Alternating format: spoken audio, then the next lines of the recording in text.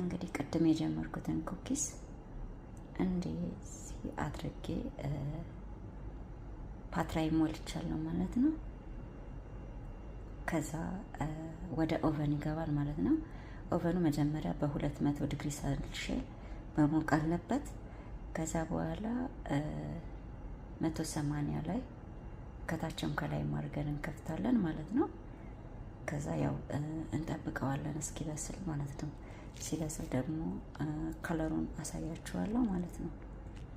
ሶ ይሄኛው እስኪበስል ወደ ማሙል አሰራር ደግሞ እንግባ። ማሙል ለመስራት እዚህ ጋር ያዘጋጀዋቸው 2 ነገሮች አሉ። ይሄኛው ተምር ነው። ተምሩን ነው እንደዚህ ድብልብል ያደረግኩት። ትንሽ ሲናሞን እና ዘይት ነው ያረኩበት እጅ ላይ እንዳይጣበቅ። ይሄኛው ደግሞ ፍስቱቅ ነው፣ ፍስቱቅ የሚባለው እሱን ፈጭቼ ኮንዴንስ ሚልክ ወይም ሀሊብ ሙረከዝ የሚባለውን ጨመርኩበት። ከዛ እንደዚህ አድቦለቦልኩት ማለት ነው። ሶ አሁን ወደ አሰራሩ እንሂድ እና ማሙሉን ለመስራት እነዚህን 4 ዲዛይኖች ነው መጠቀም የፈለግኩት።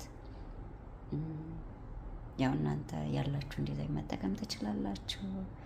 አሁን በእነዚህ ዲዛይን ማውጫዎች እንዴት አድርጌ ዲዛይኑን እንደማወጣው ላሳያችሁ። የራሱ የማሙል መስሪያ ወይም የኩኪስ መስሪያ ማሽን ወይም ቅርጽ ማውጫ አለ።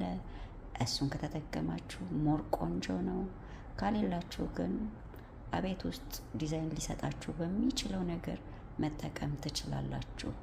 ሶ እኔ ቤት ውስጥ ያገኘሁት ይሄን ስለሆነ በዚህ ነው የምጠቀመው። ወደ አሰራራችን